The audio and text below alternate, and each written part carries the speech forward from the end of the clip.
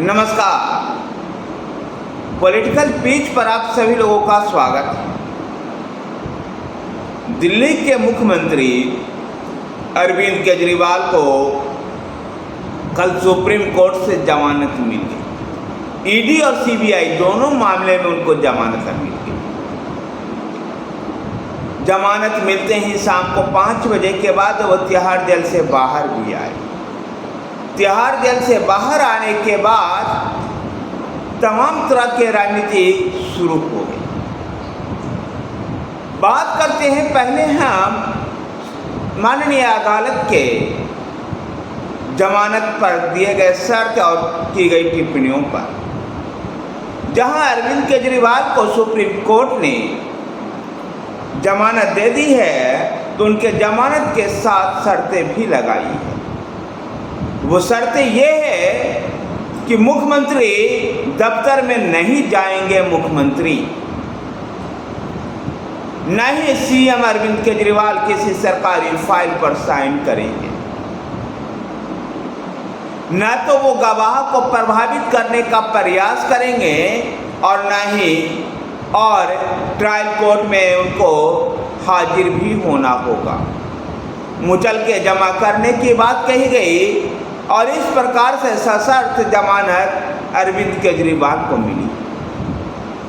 लेकिन अरविंद केजरीवाल की जमानत देते समय सुप्रीम कोर्ट के इस न्यायिक पीठ ने जो टिप्पणियां सीबीआई को लेकर की, वो भी एक गंभीर सवाल उत्पन्न करता है। इस बेंच में शामिल एक न्यायाधीश ने एक टिप्पणी की कि सीबीआई को पिंजरे वाले तोते से बाहर निकलना होगा। यानी ये साफ तौर पर ये टिप्पणी ये थी कि जो सरकार के कब्जे में, सरकार के नियंत्रण में जो सीबीआई है, उसको बाहर निकल करके इंडिपेंडेंट जांच एजेंसी के रूप में काम करना। अरविंद केजरीवाल जेल से बाहर आ गए। सुप्रीम कोर्ट की इस जमानत को लेकर के दिल्ली की राजनीति और भारत की राजनीति भी गर्मा गई। जहां भारतीय जनता पार्टी उनको जो सशर्त जमानत मिली है, जो जिस प्रकार से मुख्यमंत्री दफ्तर और सीएम किसी भी सरकारी फाइल पे साइन न करने की बात कही गई है, इसको लेकर के ये दावे कर रहा है और अरविंद केजरीवाल और आम आदमी पार्टी पे आक्रामक है, तो आम आदमी पार्टी ने सीबीआई को लेकर की गई टिप्पणी को लेकर के राजनीति करने में लगी हुई है। यानी कह सकते हैं कि सीएम अरविंद केजरीवाल की जमानत पर भी, सुप्रीम कोर्ट के फैसले पर भी अपने अपने चश्मे से पढ़ करके तमाम राजनीतिक दल अपनी राजनीतिक रोटियां सेक रहे हैं। सवाल ये उत्पन्न होता है कि जिस प्रकार से सुप्रीम कोर्ट ने सीएम अरविंद केजरीवाल को शर्तें लगाई है कि सीएम ऑफिस नहीं जाएंगे और सरकारी फाइल पर साइन नहीं करेंगे, यानी दिल्ली की जो व्यवस्थाएं थी, जो सरकारी सिस्टम था, वो पहले की तरह ही चरमराता रहेगा। फर्क इतना ही हो गया कि पहले सीएम जेल में थे, अब जेल से बाहर हैं, लेकिन अब भी वो कैबिनेट की मीटिंग नहीं ले सकते हैं, किसी सरकारी फाइल पे साइन नहीं कर सकते हैं, मुख्यमंत्री आवास नहीं जा सकते, मुख्यमंत्री दफ्तर नहीं जा सकते। ऐसे में ये कैसे मुख्यमंत्री, यानी भारतीय जनता पार्टी की सांसद, नई दिल्ली से चुनी गई सांसद बांसुरी स्वराज ने ठीक ही कहा है, एक के लापरवाह सरकार की बेपरवाह मुख्यमंत्री। जिस प्रकार से दिल्ली की जनता की कोई परवाह नहीं है आम आदमी पार्टी की, ठीक उसका मुखिया भी ऐसे ही लापरवाह।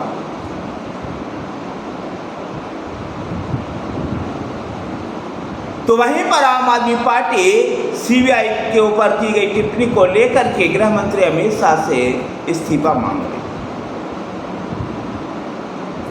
खैर, दोनों दलों के अपने अपने राजनीतिक रोटियां सेकनी हैं और ये इसलिए भी संभव है कि आने वाले दिनों में, कुछ ही महीनों में दिल्ली विधानसभा का चुनाव होना है और इसलिए दिल्ली में राजनीतिक गरमाई हुई। बात करें अरविंद केजरीवाल की रिहाई से आम आदमी पार्टी पर क्या फर्क पड़ा, दिल्ली की राजनीति में क्या बदलाव आएगा, निश्चित रूप से अरविंद केजरीवाल आम आदमी पार्टी के पोस्टर बॉय हैं।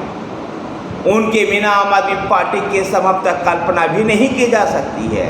और वो जब जेल से बाहर हैं तो अभी हरियाणा में हो रहे विधानसभा चुनाव में भी इसका इम्पैक्ट दिखाई दे सकता है।